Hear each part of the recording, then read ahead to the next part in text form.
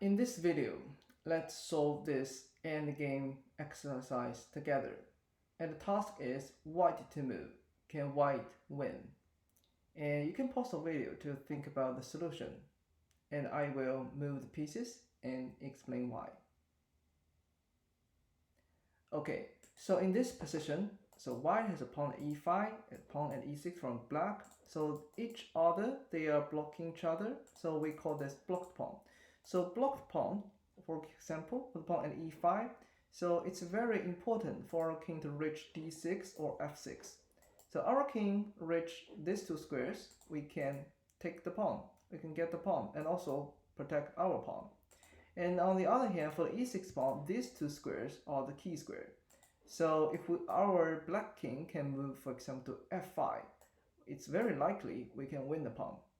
But the interesting for this puzzle is, if we move the king to d6 directly, this will end up as losing the game, because black will keep pushing the king to f5. And this is Zugzwang. So what is a Zugzwang? So which means no matter where you move the piece, you will get a worse position. So white king has to give up the e5 pawn.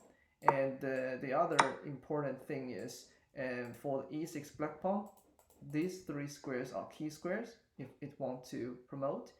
And the black king can always step in any one of the key square, which means black can secure a win. So what can white do? So in this tricky position and also interesting position, so the best move is king d7. This is an interesting move. The king is going to take the pawn, which forcing the black king move to f5, otherwise losing a pawn. If king goes to f4, we can take the pawn.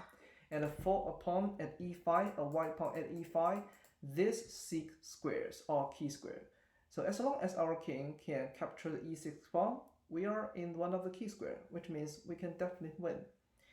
And so king d7, the first move, and once black king move to f5, we can move back. This is an interesting triangulation.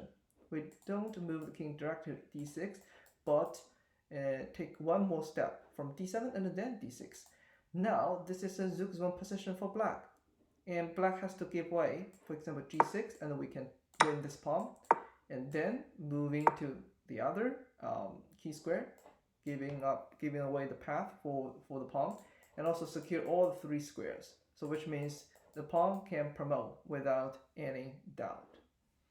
So that's it. That's everything about this puzzle. Thank you for watching.